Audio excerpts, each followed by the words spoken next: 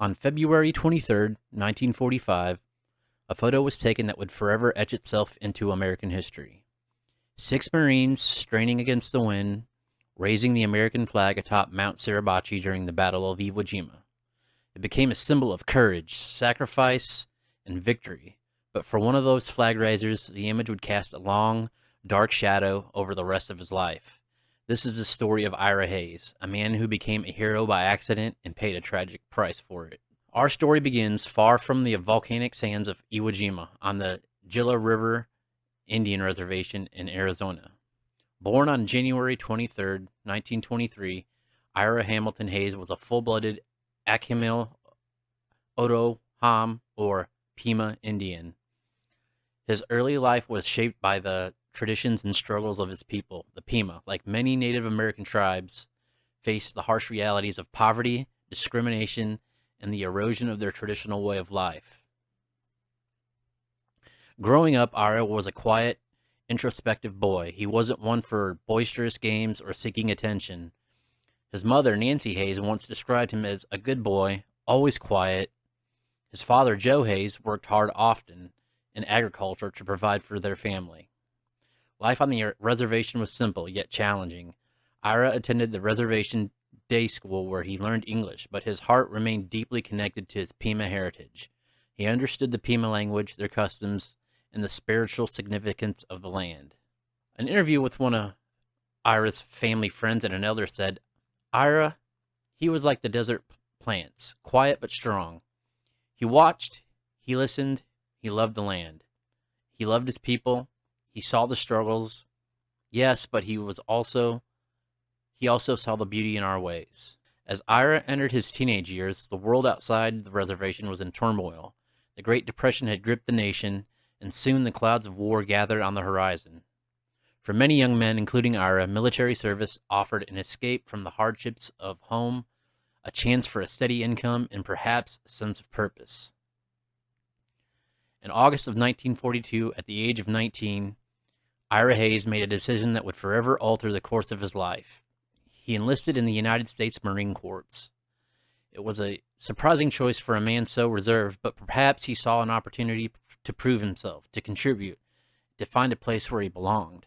The transition from the quiet reservation to the rigorous world of Marine Corps boot camp was undoubtedly a shock, but Ira, despite his quiet demeanor, proved to be a natural. He excelled in physical training, his endurance honed by years of walking the desert lands.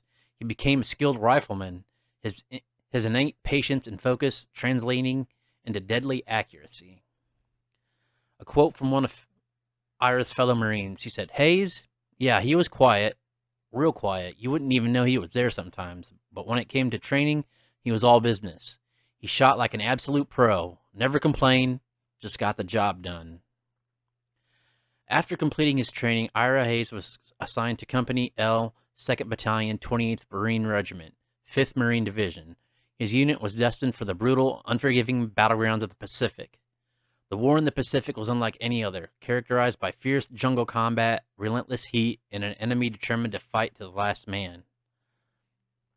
Ira saw combat in the Battle of Bougainville, enduring the horrors of jungle warfare, but nothing could have prepared him or any of the Marines for the sheer ferocity of the Battle of Iwo Jima. Iwo Jima, a tiny volcanic island, held immense strategic importance. Its capture would provide a vital base for American bombers striking Japan, but the Japanese defenders had transformed the island into a fortress, a labyrinth of tunnels, bunkers, and concealed artillery positions. The battle, which began on February 19th, 1945, would be one of the bloodiest in Marine Corps history. For days, the Marines clawed their way back across the black sands, facing relentless resistance. Casualties mounted at an alarming rate. It was a fight for survival, a testament to the unimaginable courage and perseverance. On February 23rd, 1945, the 28th Marines reached the summit of Mount Suribachi. A small flag was raised, signaling the capture of the strategic peak, but General Holland M. Smith, the commanding general of the Marine Forces, believed a larger, more visible flag was needed to boost morale and inspire the troops below. And so, a second flag, larger, was brought up to the mountain. Among the men tasked with raising it was Ira Hayes. He was simply doing his duty, a cog in the massive machine of the war. He had no idea that a single click of a camera would forever alter the course of his life, transforming him into a reluctant symbol of heroism. Associated Press photographer Joe Rosenthal captured the moment. The image, instantly iconic, transcended the battlefield. It became a symbol of an American resilience, a rallying cry for a nation weary of war. The photograph was immediately published across the country, becoming a powerful propaganda tool. The U.S. government, eager to boost war bond sales and national morale, recognized the immense power of the image. They quickly sought to identify the men in the photograph. 3 of the 6 flag raisers survived the battle: Ira Hayes, Renee Gagnon, and John Bradley. They were pulled from the battle, their combat duty cut short, and sent on a nationwide war bond tour. For Ira, a man who recoiled from attention, this sudden thrust into the national spotlight was a living nightmare. The government needed heroes. They needed faces for their war bonds, and these young men, particularly Ira Hayes, were thrust into this role without any real preparation. They were soldiers, not celebrities. Imagine being a quiet, unassuming Pima Indian, fresh from the horrors of war, suddenly paraded before millions. Ira felt deeply uncomfortable with the attention, the parades, the endless questions about a moment he considered just another job. He knew there were countless other Marines who had fought and died with equal, if not greater, courage. He felt like a fraud. A quote from Ira, he said, "I was a fighting man, not a movie star." Renee Gagnon and John Bradley embraced their fame to varying degrees, but Ira Hayes retreated further into himself. He struggled deeply with survivor's guilt. He was haunted by the memory of his fallen comrades. He particularly grieved for 3 flag raisers who didn't make it home: Harlan Block, Franklin Sousley, and Michael Strank. Ira later recounted how often he visited the graves of his fallen comrades, speaking to them, apologizing for being the one who survived.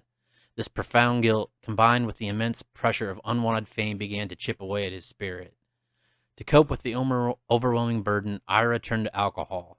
If offered a temporary escape from the incessant demands, the flashing cameras, the expectations he couldn't meet, but the temporary solace soon spiraled into a devastating addiction.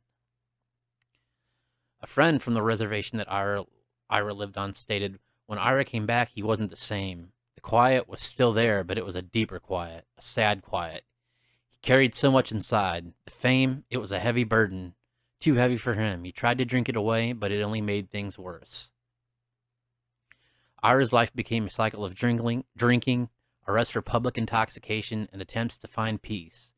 He tried to return to the reservation, to the familiar rhythm of his people, but even there the shadow of Iwo Jima followed him. People would point, whisper, expect him to be the hero from the photograph, not the struggling man that he had become. Ira once said, "I just want to be left alone," he told people. "I didn't do that much that others didn't do. I don't see why I'm getting all the attention when my fellow brothers were dying and they're still out there on the battlefield dying."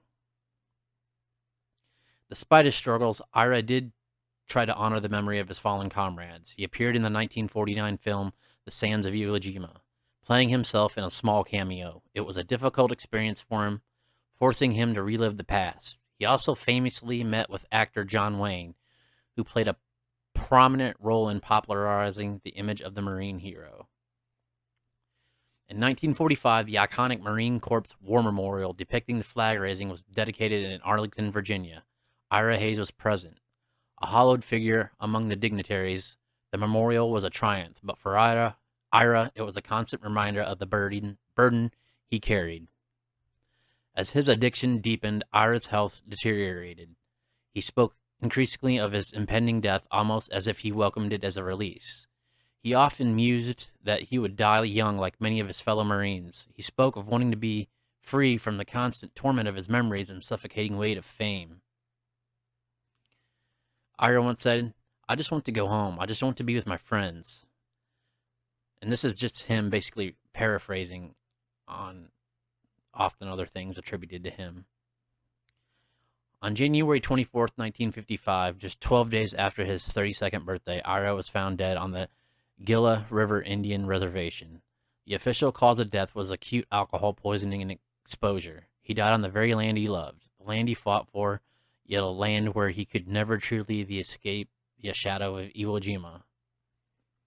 His funeral was quite a affair, a stark contrast to the national fanfare that once surrounded him. He was buried with full military honors, but the crowds were gone. Only those who truly knew him and understood him were there to mourn the quiet man who carried the weight of a nation's admiration.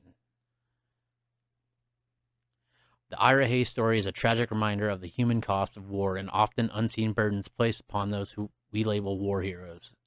He was a Pima man, a quiet warrior who simply wanted to do his duty, but the world demanded something more, something he couldn't give, and it ultimately consumed him. Ira Hayes' life was a paradox. He was a symbol of American triumph, yet a victim of his own fame. He sought only to serve his country, but became burdened by its expectations. His story serves as a poignant reminder that heroism, while inspiring, can be an unimaginable personal cost. His legacy, though tinged with tragedy, endures. He reminds us to look beyond the surface, to understand the individual behind the iconic image, and to acknowledge the invisible wounds carried by those who serve. Ira Hayes, the quiet Pima Marine, will forever be etched in history as one of the flag raisers of Iwo Jima, a hero who sought peace in a world that demanded so much more.